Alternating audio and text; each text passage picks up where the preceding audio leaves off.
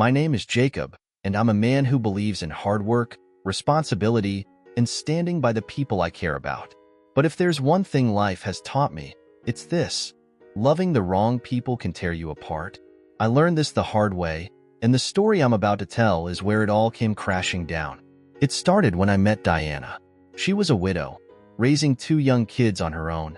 Benjamin was just 4, full of energy, constantly running around with his toy cars and asking a million questions. Elle, barely able to walk, clung to her mother for comfort, following her wherever she went. Diana's husband, a military officer, had died in action.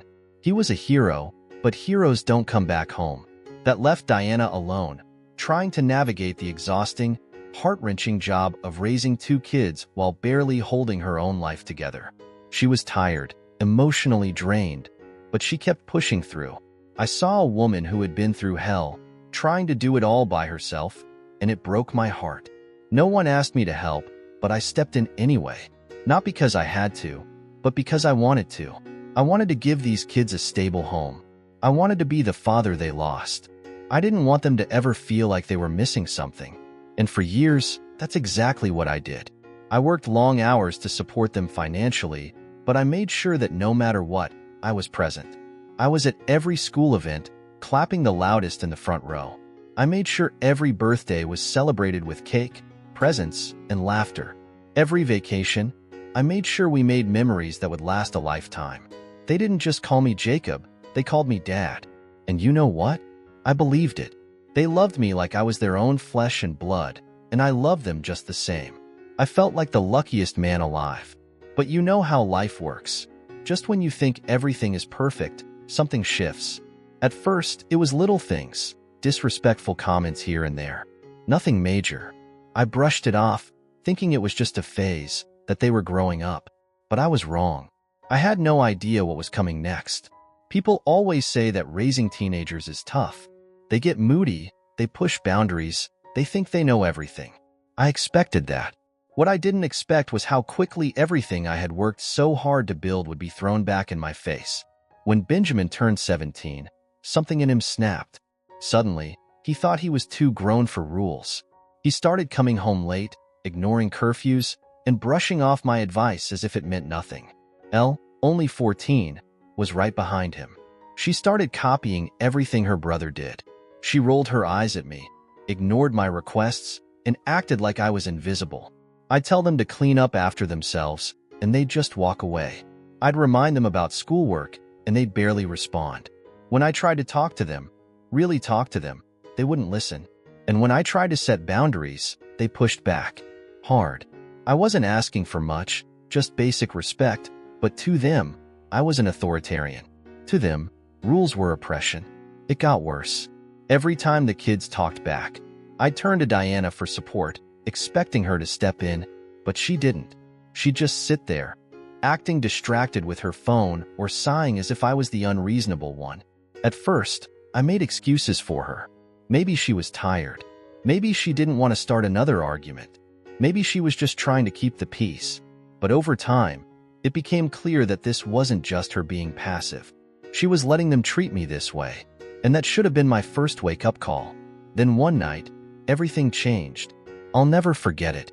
Benjamin had been staying out later and later. This time, he came home after midnight.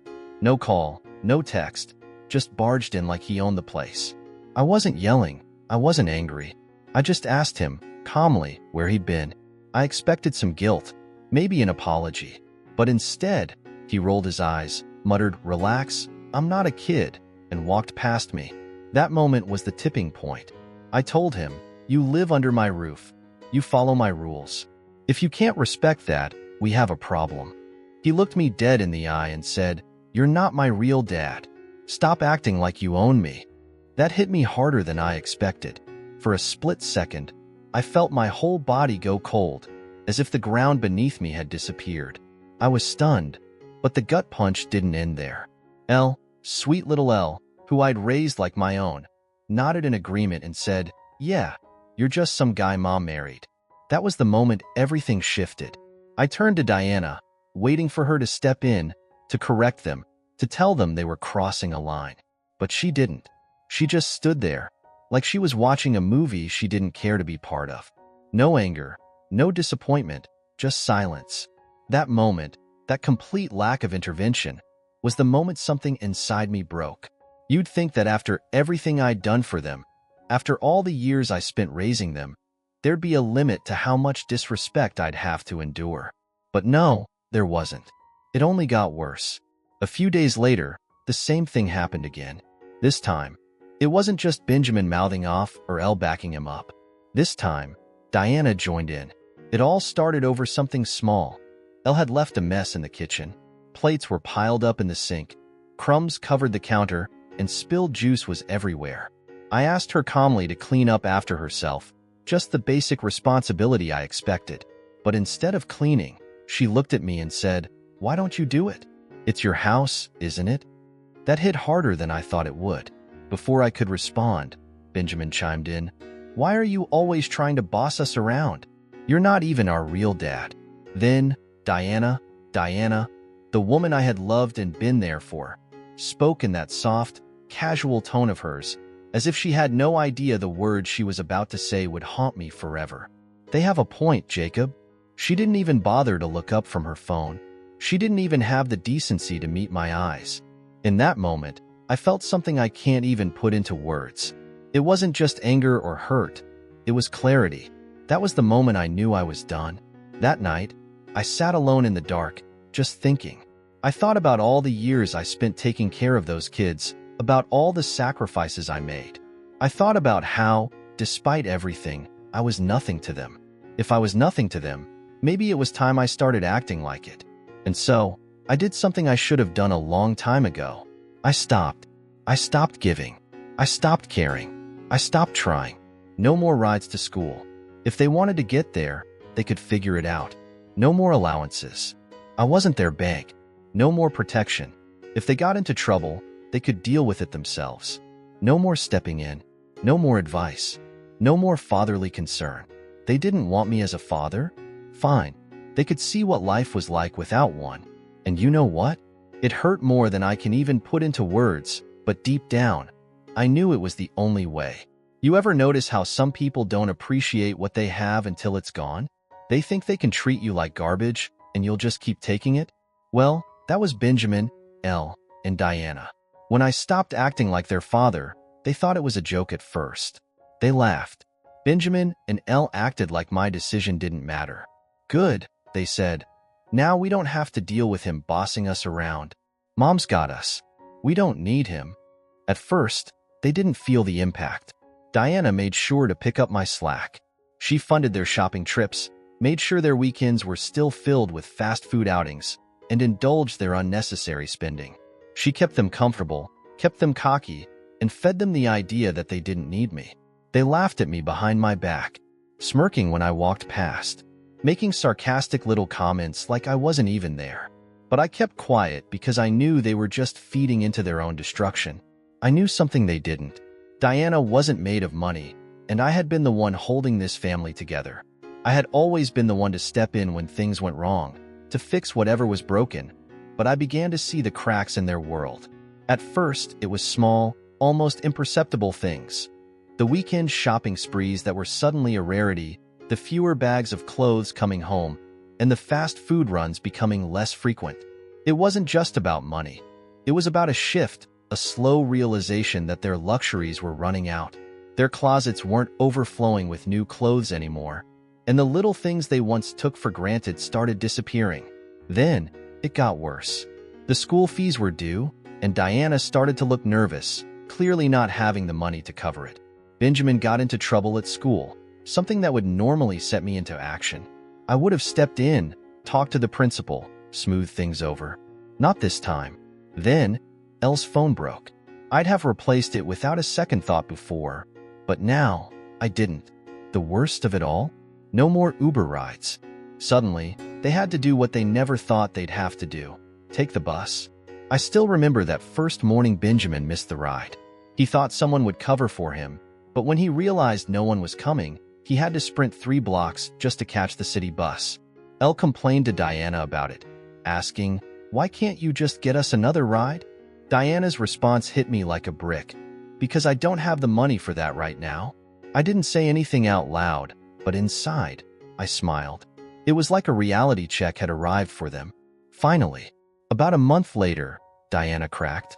One night, I came home from work, expecting the usual routine, but instead, she was standing there in the kitchen, arms crossed, face flushed red, ready for a fight. "You're being a damn child, Jacob.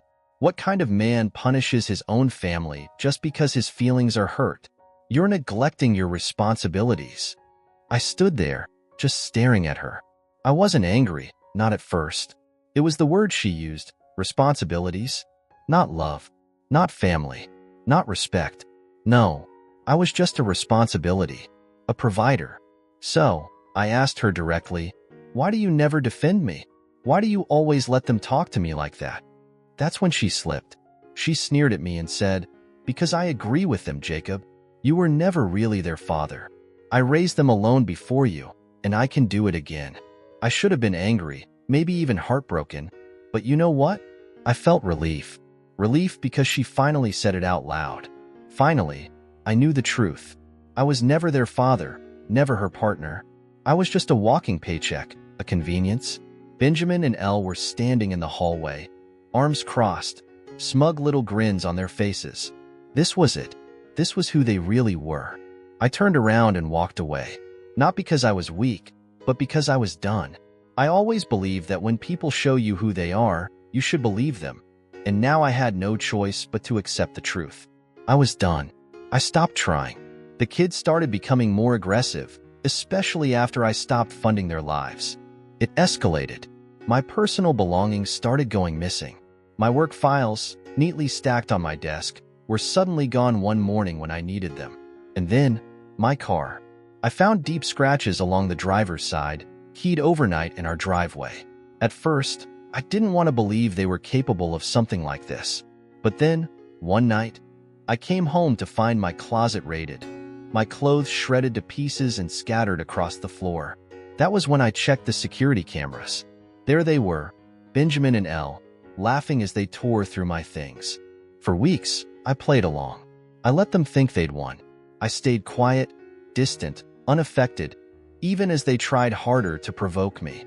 But behind the scenes, I was documenting everything. I recorded their threats, saved every hostile text message, took pictures of my destroyed belongings, and made sure I had irrefutable proof of the environment I was living in. I started quietly putting my exit plan into motion. I met with a lawyer and explained everything. The threats, the destruction of my property, and the hostile environment I had been living in. The lawyer listened carefully and assured me that I had a solid case for divorce. Given the circumstances, I could even request a restraining order if necessary. The process wasn't immediate. There was paperwork to file, meetings to attend, and weeks of legal back and forth. I also filed an official police report about the damage to my belongings. While the authorities weren't going to storm into the house over a few destroyed items, the documented history of threats only made my case stronger. Then one morning, after everything had been processed, I left an envelope on the kitchen counter before heading to work. Inside, Diana found the divorce papers. At first, I imagined she might think I was bluffing, but after a while, her phone started ringing, her voice a mix of anger and desperation. Her frantic tone confirmed that she had seen the next set of documents. Attached to the divorce papers were copies of the police reports, documentation of threats, and evidence of the property damage. My lawyer had advised me to include everything to protect myself from any false accusations she might try to throw my way. I didn't answer her calls. I had already moved out, taking only the things that mattered to me. The joint bank accounts were closed, and any money she thought she had access to was now gone. Everything was in my name. I made sure she had no legal claim over any of it.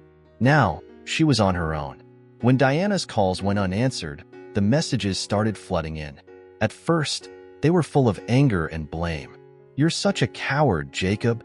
You ran away the moment things got tough. You were never a real man. A real father doesn't abandon his family," she raged. "I don't need you. I can take care of my kids just fine without you." I couldn't help but laugh bitterly.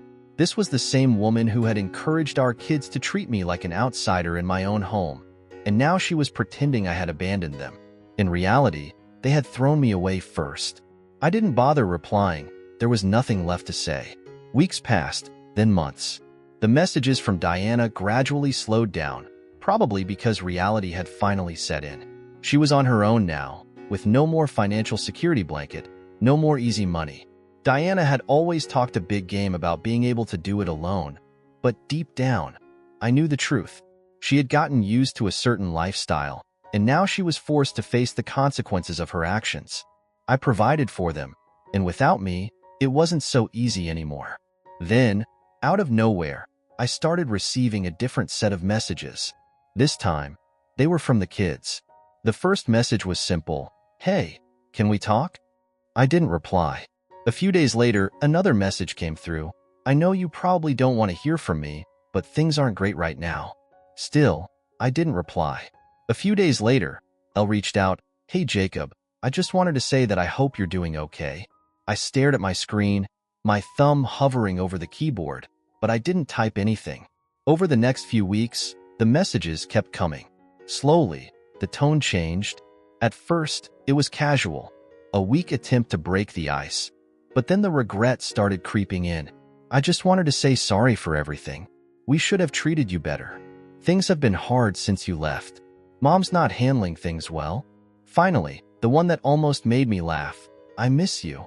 I let the messages sit there unread. I didn't respond. I didn't acknowledge them because I was free. And if there's one thing I've learned from all of this, it's this: never let people take you for granted. Never beg for respect. Never waste your energy trying to prove your worth to people who refuse to see it. And most importantly, when you realize you're being used, walk away, because some people only realize your value once they've lost you. And by then, it's too damn late. Walking away from Diana and the kids was the hardest thing I've ever done. Not because I still wanted them in my life, but because for so long, I had convinced myself that I needed them. That being a good man meant enduring disrespect. That love meant sacrificing your dignity. But I was wrong. A man who values himself doesn't stick around where he's not appreciated. Now, I live for myself. I focus on my career, my goals, my happiness. I spend time with people who actually care about me. I've reconnected with old friends. I've traveled, and I've started new hobbies that I never had time for before. I don't wake up every morning wondering what drama is waiting for me. I wake up free. And that, my friends, is how I reclaimed my life. The moral of the story: never let people treat you like an ATM. Never beg for respect. And most importantly, they only realize your worth once you're gone. Do you think Jacob made the right decision by walking away? Or should he have tried harder to reconcile with his family? Is it possible to truly recover from emotional abuse and disrespect in a relationship, especially when it involves children? How do we balance love, respect, and self-worth in relationships? And when is it time to walk away? Do you believe that people often take their loved ones for granted and only realize their value once they're gone? How can we avoid this?